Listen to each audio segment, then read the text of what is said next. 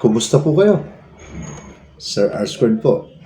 Narito naman po tayo upang maghatid na naman ng saya at kaunting kwento. Ito po ay tinatawag nating mga kwento ni Sir R. Squared. Matapos po yung aking kwentong Ang Babae sa Gulod na aking inilathala nung panahon ako'y nasa abroad.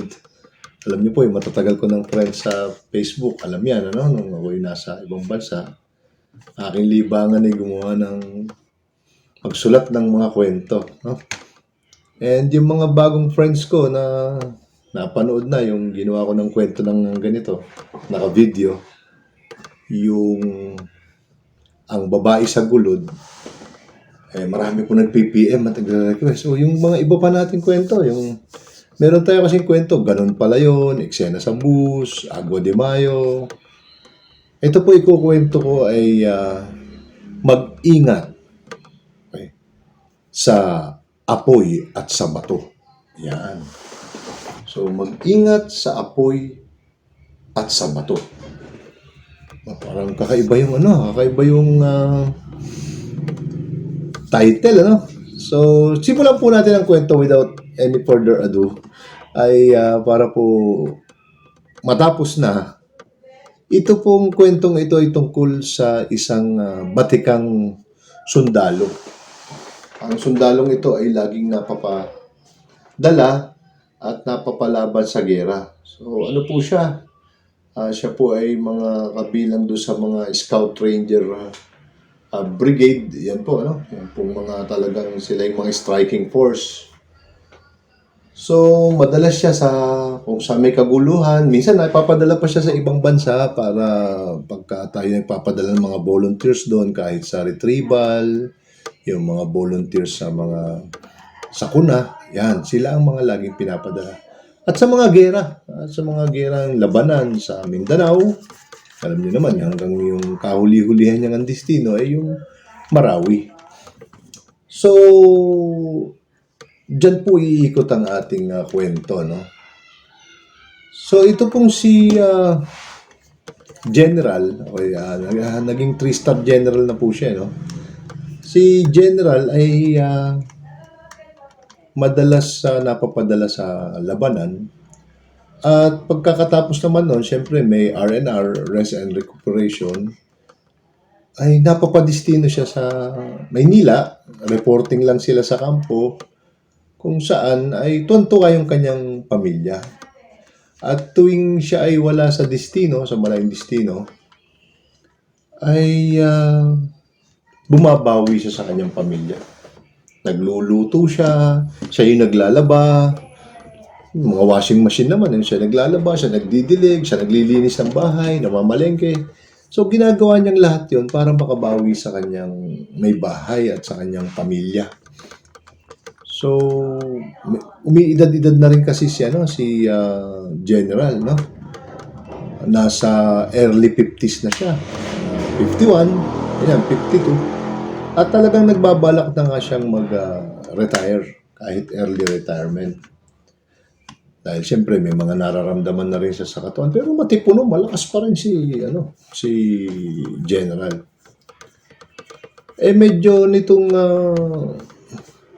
bandang huli ay natatagalan yung kanyang padestino ulit. Tuwan-tuwa naman yung kanyang asawa. Sabi, honey, sana ay hindi na ulit kayo ipadala. Mag-iisang taon ka na rin naman namin kasama dito sa Maynila. Oo nga, honey.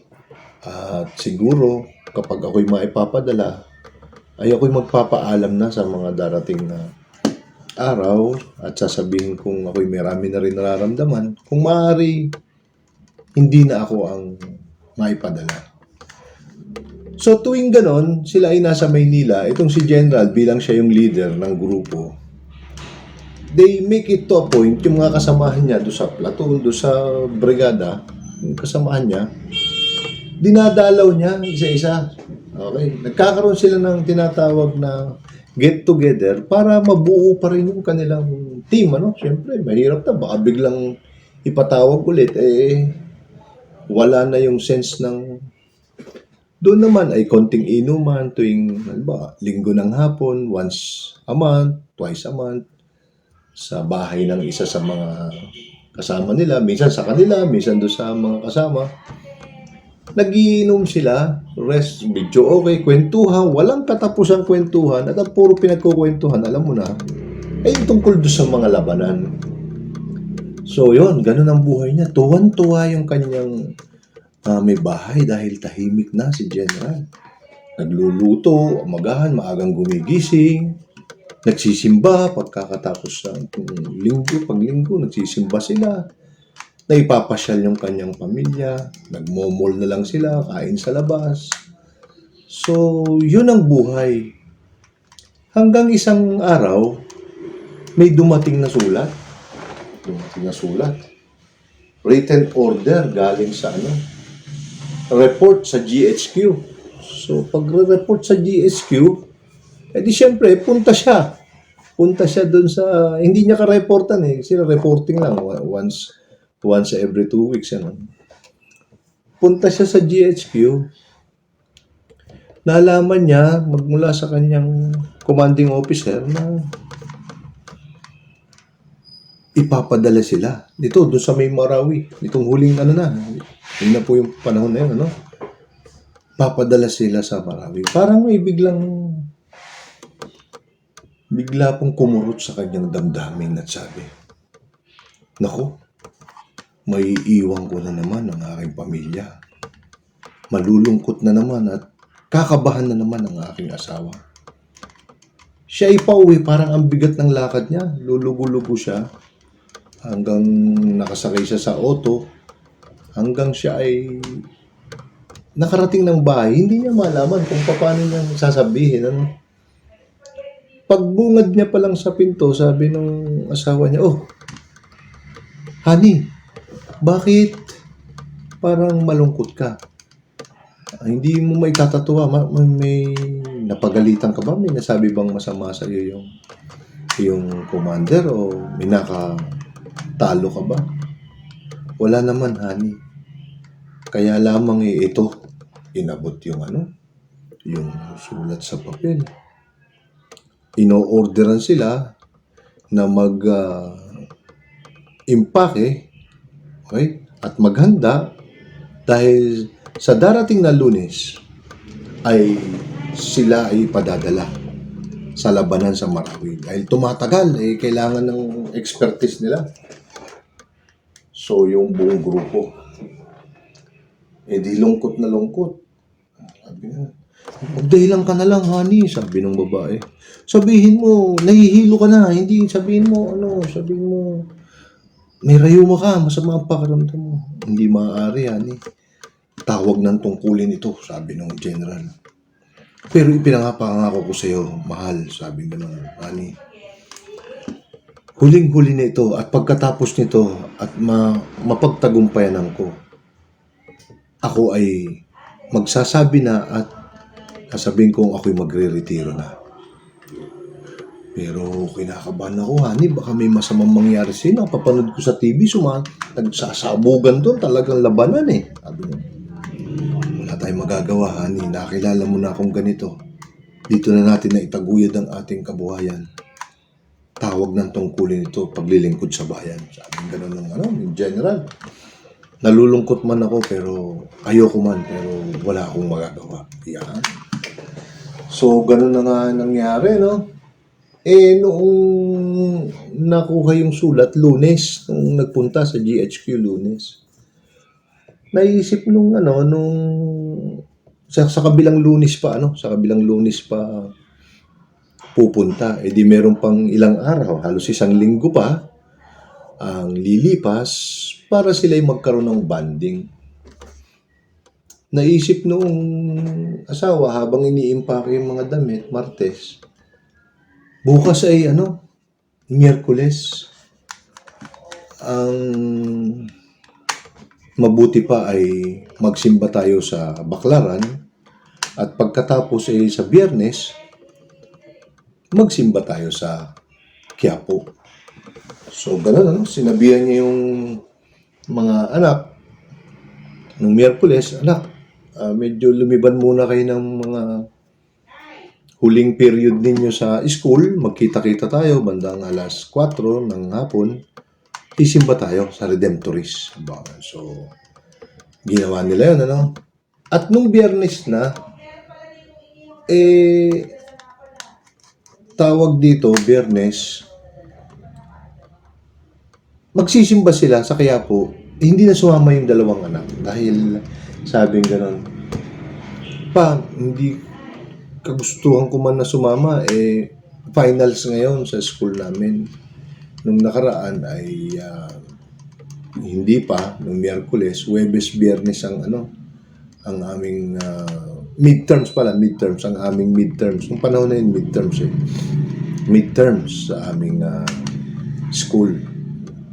Ganon din yung kapatid na babae, no? Hindi, sa madalit sabi, to cut the long story short, dalawa na lang sila nagsimba sa Quiapo. Ang sabi niya nung asawa, honey, dahil dadalawa na tayo, mabuti pa yung misang pang alas 6 o pang alas 7 ang ating sa Friday ang ating puntahan at wala naman yung mga bata. So, ganun nga ginawa nila, no? Nag-early morning mass sila sa Quiapo at paglabas nila sa Quiapo, di ba sa Quiapo, ang daming mga manghuhula doon, daming manghuhula. Ganyan. Naiisip nung palabas silang ganyan, sabi na, honey, total nasa Quiapo na rin lang naman tayo. Ito yung laging ginagawa nung isa sa mga kasamaan mo, ni Kernel, asawa ni Kernel. Tuwing yung isa sa kumpare mo, yung kasamaan mo, ay pupunta kayo sa ang ginagawa ni Mare ay nagpapahula muna dito sa Quiapo. Para lang may guide, para lang panatag ang loob. Maaari mo ba akong pagbigyan? Ibang-iba ang kabog ng dibdib ko ngayon. Parang may mangyayaring masama sa'yo. Sabi ng palabas.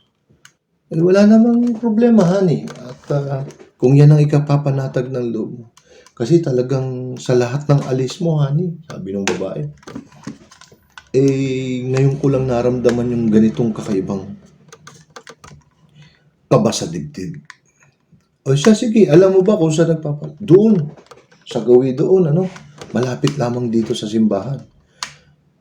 At yun daw ang pinagpapahulaan ng mga malaking tao, mga negosyanteng inchik, mga bilyonaryo, mga tawag dito, senador, artista, congressman, lahat ng mga bigatin doon nagpapahula.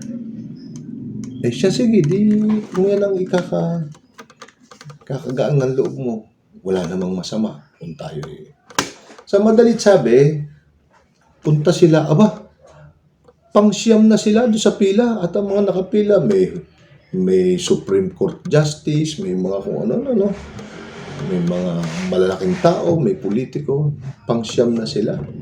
Pila. Chinaganan nila yung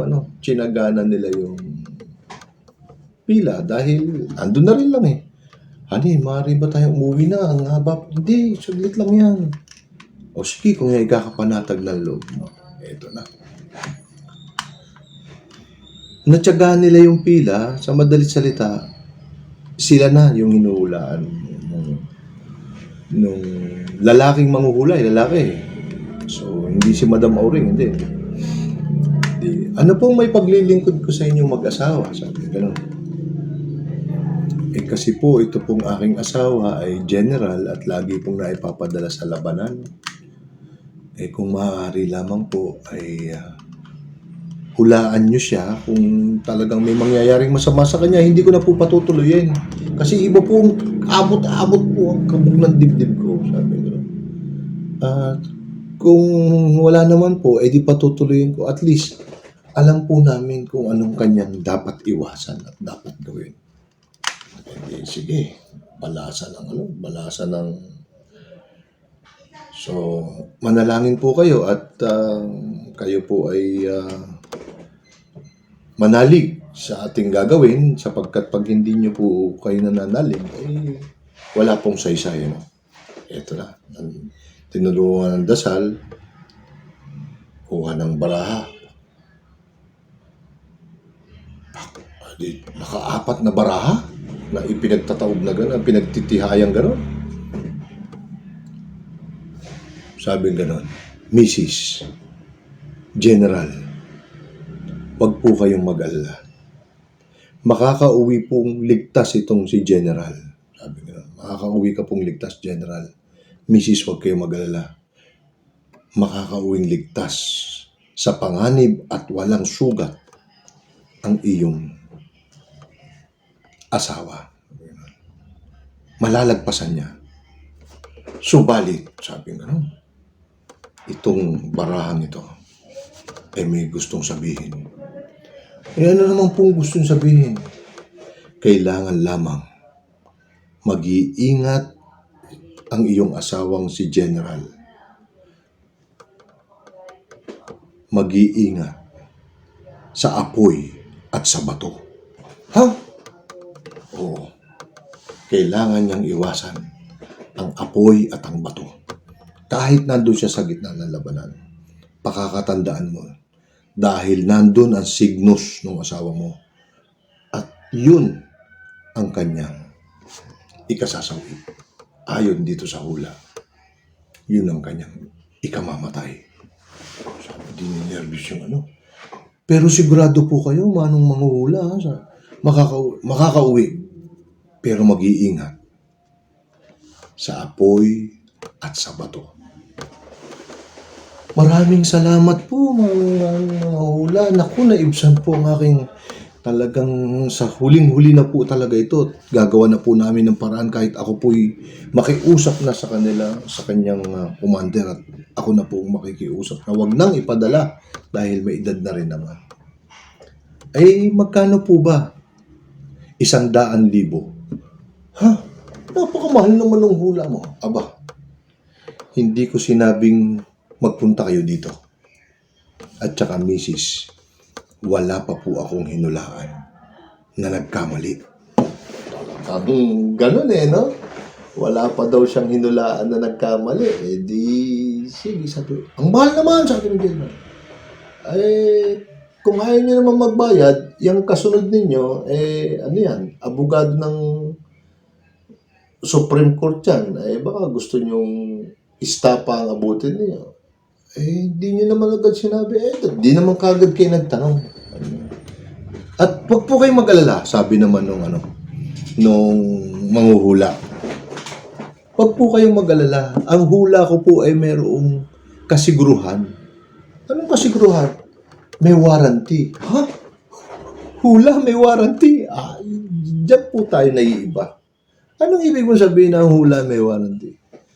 Kung sakali man po na hindi nakabalik ang inyong asawa na sang-ayon sa hula ko at hindi siya namatay sa apoy at sa bato, ay ibabalik ko po sa inyo yung inyong ibinayad, dodoblihin ko pa po. Ayan po ay nakasaad. Kung gusto nyo po ay aking pipirmahan dyan sa mahal naman, wala bang tawad? Wala po, at hindi po natatawaran ang aking hula. Pwede kagat labi, pikit mata. Sige na, honey, bigyan mo na. At least alam naman natin kung anong sabi ng General. At yun naman ang ikakagaan ng kalooban mo. Mahal na mahal niya asawa kasi ayaw niyang bumigat ang kalooban Ibinigan 100,000. Sa madalit salita, to cut the long story short, pinadala sa labanan, nakipaglaban, nakipagbakbakan. Habang nandoon, talagang sinabi ni General sa mga kasamahan na mag-ingat daw sa bato at sa apoy. Pag nakakakita ng bato, hindi siya doon kumocover sa mga puno ng niyog siya kumocover, sa mga akasya, ganyan. Pag may mga batuhan, hindi siya doon. Okay. So, bato at apoy. Pag meron siyang nakitang apoy, lumalayo. Pinagigitnaan siya nung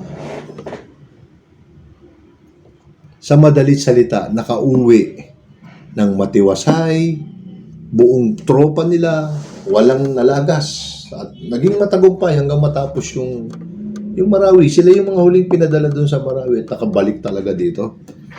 hanggang nag-clearing, nag-ano. So, madali salita, natapos yung anong yun, balik sa dating buhay. Ang pamilya, nagluluto si General, naka-apron, naglalaba, lilinis ang bahay, bumabawi sa asawa. Siyempre, ganyan talaga yung mga napapadistino, bumabawi, no? Isang linggo, matapos ng mga ilang buwan, at parang huli na nga yun, ang ginagawa na nila ng paraan na siya ay magretiro na, mga 55 siya ay dadali na, at nagpaalam na hindi na siya uubra. Ginawa niya ng paraan sa mga doktor-doktor na gano'n. Isang linggo, matapos silang magsimba araw ng linggo, sabi niya, buong pamilya, Junior, ikaw na ang magdala ng sasakyan pa uwi. At ako'y pupunta lamang kina paring Fred. Alam niyo naman, linggo ngayon, yung mga dati kong kasamahan, kami naman ay mag-R&R. Yung recuperation, sila ay yun naman, konting, hindi, alam mo naman, mga general yan, hindi naman magpapakalasing yan ng langon-lango. Kung siya naman ay pumunta ron, kwentuhan, video okay, patatlo-tatlong boting beer lang, gano'n, gano'n lang ginagawa nila. Sige po, Papa, sabi nila. O, ihatid mo na ang mama mo. Ang sabi naman nung asawa, baka naman magpapakalasing ka. Mamayang alas 6, bago mag alas 6, ikaw ay umuwi dahil si ate ay pupunta raw sa bahay, may dalang mga pagkain dahil birthday, may handa si ate. At ipagluluto daw tayo ng masarap na putahe niya. Sige, saglit lang naman kami. Tsaka kailan ba naman ako nagpakalasing? Lagi namang, sandali lang naman kami doon, kwentuhan lang lagi. Kantahan. Di tiwala yung asawang babae kasi lagi naman nilang ginagawa yun at hindi naman talaga nagpapakalasing si disiplinado yan generally. Yun nga. Sa madalit salita, nakarating sa inuman, kwentuhan, video okay, tawanan, apiran, yung mga tungkol sa labanan na naman ng mga pinag-uusapan. Hanggang sabi niya bandang alas 5, mga pare, ako'y mauuna na muna sa inyo dahil darating yung hipag ko, yung ate ni Mrs. Birthday daw pagluluto daw kami ng paborito namin at magdadala ng kaunting handa. May kaunting salo-salo. Ay siya, sige. Hindi naman lasing si General. Siguro apat na San Mig Light pa. 4 lang. Nananabi siya sa may Diyan siya sa may Balete Drive Alam niyo ba yung sa may Balete Drive malalapad yung mga sidewalk dyan. Talagang may mga sidewalk malapad. Tapos naglalakad siya sa sidewalk. Sa sidewalk talaga, hindi sa karsada ha. Na-imagine nyo yung dyan sa Balete Drive. Malapad yung sidewalk. Standard. Dahan-dahan siya naglalakad. Nung walang biglang humaharurot na isang pick-up. Yung pick-up na malalaki yung gulong na ganyan, nawalan yata ng giya, nawalan ng preno. Inararo siyang ganyan. From likod, sumampa sa gutter. Nabangga si General. Patay, disgrasya. Eto na. Noong nakailang gabi na ng lamay, naaalala nung ate, noong asawa. Teka, hindi ba't naikwento mo sa akin na kayo'y nagpahula? At ang sabi yung asawa mo, si General sabi ng manghuhula sa bato o sa apoy, mamamatay? Bakit ganyan? Car accident ang kinamatay. Hindi ba't sabi mo napakamahal ng ibinayad ninyo? Naaalala niya. At hindi ba't sabi mo may warranty pa yung hula? Ate, sabi mo. Eh parang naloko kayo. Kung ako sa'yo, ay balikan mo yung mga hula. Eh di sabing ganun nung asawa, nagdadala mo to. Humanda sa akin yung mga hulang yan sa loob-loob. Makatapos na mailibing. Mailibing lang na mailibing itong aking asawa. Babalikan ko siya. Sabi ganun, eh di ganun nga, ano? Sabi ganun. Nailibing na nga yung si General. Pagtabukas after nung libing, pumunta sa Quiapo yung asawa. Sabi nung asawa, napakawalang niya mo. Sabi ganun, isa kang impostor. Isa kang manloloko, manggagancho. Isa kang huwad na manghuhula. Sabi ganun. Oh, huminahon po kayo, misis, at ang daming mga kilalang tao nagpapahula dito. Sinisira niyo ang aking reputasyon. Anong reputasyon? May pa-warranty ka pa? Ano? At sabi mo, ang mahal-mahal ng hula mo. Ang sabi mo, sigurado at hindi pa. Ikaw, hindi ka pa pumapaltos sa mga hula mo. Napakawalang hiya mo. Yun yung asawa ko, patay. Yung ganun. Eh di ganun na nga. Sabi. Ayun. Nailibing na. Patay. Car accident. Sabi. Huminahon po kayo, misis. Hindi po mangyayari yung sinasabi nyo. Maupo po kayo at ating pong pag-usapan. Anong pag-uusapan pa natin? Imposible po. Sa tinagal-tagal ko po, 36 na taon na po ako nandito sa Quiapo. Hindi po mangyayaring sasablay ang hula ko. Anong hindi sasablay? Sumablay na nga, car accident. Mag-ingat sa bato at sa apoy ang sinasabi mo. Aba, maaari po bang kung papayag kayo atin po munang imbestigahan? Aba, talaga nang bubudol ka pa. Anong imbestiga pa? Ito na nga, death certificate. Car accident. Nasagasaan ng pick-up. Patay. Aba, sabi nga. Sige po, ganito na lamang po, misis. Kapag ka po napatunayang mali, syempre nakakarinig ng mga ibang mga artistahin doon, tsaka ng mga senador doon. Sabi niya, maupo po kayo, mag-usapan po natin na may naon. Kapag ka po ako'y mali sa aking naging hula, kagaya po ng sinabi ko, ay ibabalik ko po sa inyo yung inyong naibayad at dodoblihin ko pa. Yan, talaga, yan ang usapan. Gawin mo yan. Kung hindi, mismo yung mga kliyente mo, ididemanda kita dyan sa mga kliyente mo, tiga Supreme Court. Sabing ganun naman. Sige, ngunit sa isang kondisyon po, misis. Anong kondisyon? Kapag naman po napatunayan natin na tama ang hula ko, babayad po ulit kayo ng 100,000 ulit dahil sa iskandalong ginawa ninyo dito sa aking opisina. Sabi ko. Aba, di malakas ang loob ng asawa. Call! Sabi nga, ito, death certificate, cause of death, car accident. Sabi ko, ano bang ilulusot mo dyan? Sabi nga, ayan na. Maaari po bang simulan po natin ngayon din. Ako po'y sinabi sekretarya, sabihin mo may emergency lamang na naayusin. Pare po bang puntahan natin ang pinangyarihan ng krimen? Pwede sa pinangyarihan ng krimen. Halika! Kung ano pang sinasabi mo. Pag hindi bayad ka, doble. Sabi nga ng asawa. Napakawalang hiya mo. Patay na yung asawa ko. Niloloko mo pa ako. Sabi nga.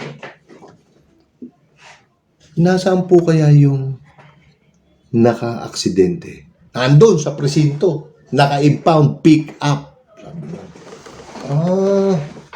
Pick up. Pare po ba nating, sabi ng mga hula, hindi makapaniwala yung mga hula, wala doon sa pinangyarihan ng aksidente, wala doon, Ayan. Sabi niya puntahan po natin, pare po puntahan natin sa presinto at naka-impound doon. Sige, punta sila, sinamahan. Yan ang pumatay. Anong bato at Anong bato at apoy? Sinasabi mo i-pick up nga. Sabi mo. Eh di, inilabas na nung mga hula. Relax lang po kayo, misis. Maupo po muna kayo dyan. At akin lamang pong susuriing mabuti. Ikot yung mga hula sa pick up. Ikot doon sa paligid-ligid. May mga dent na yung pick up. Talagang bumangga sa pader eh. Tapos naipit si General doon sana. Maya-maya. Aha, misis, sabi gano'n. Natagpuan ko na. Natagpuan ko na. Natagpuan ko na po. At hindi nagkamali ang hula ko. Sabi ni misis, anong hindi nagkamali? Nasaan yung bato at apoy? Sabi nga, halika po kayo, misis. Halika po kayo. Sabi nga, di nawa ka. Dahan-dahan lamang po, misis. Ano? Oh, ano na nasan dyan? Anong ano? Sabi nga, eh, nakikita niyo po yung pick up. Oh, yan, warak. Naipit dyan yung asawa ko. Sabi nga, at nagulungan pa. At yun ang kanyang kinamatay. Sabi nga, yun nga po, misis. Yun ang sang-ayon sa investigasyon. Oh. Halika po kayo. Tingnan ninyo. Pinakita yung gulong. Basahin po ninyo kung ano nakasulat. Binasa. Biglang napagano'n yung misis. Ha? Sabing gano'n. Nako. Sabi nga, oh, anong basa nyo? Ano ba? Firestone.